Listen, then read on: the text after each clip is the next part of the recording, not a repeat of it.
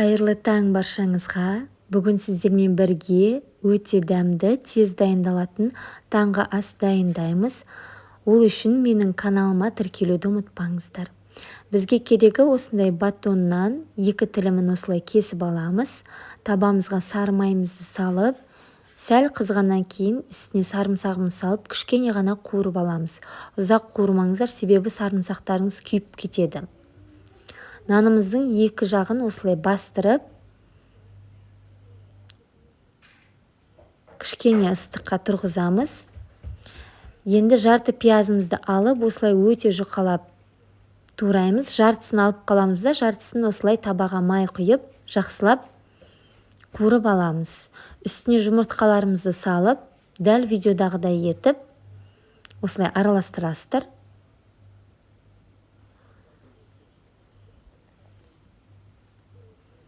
Біздің жұмыртқамыз дайын болды. Енді нанымызға үстіне осындай творожный сыр жақтым. Ол міндетті емес, жақпай қойсаңыздар да болады.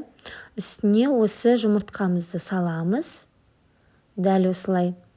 Біздің нанымыз кішкене қытырлақ болып, сондай әдемі болып тұр, дәмді болады. Міндетті түрде жасап көріңіздер.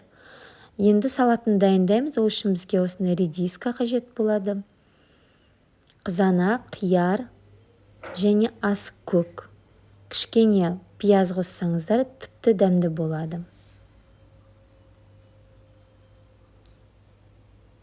Барлығын осындай ыдысқа салып, үстіне дәміне қарай тұз себеміз де жақсылап араластырамыз.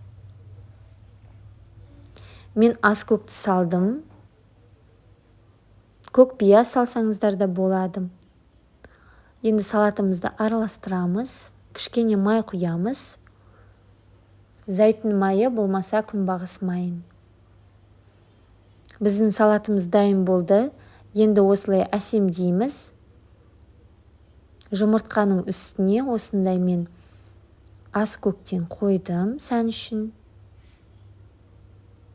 Енді салатымызды салып, кофемен болмаса шаймен жесеңіздер өте дәмді болады. Тез әрі оңай дайындалатын таңғы астың бірі. Достар, міндетті түрде жасап көріңіздер. Менің каналыма тіркелуді ұмытпаңыздар. Видеоның соңына дейін көргендеріңіз үшін алғысымды айтамын. Сіздермен болған Ақбота Садыкова. Келесі видеода кездескенше.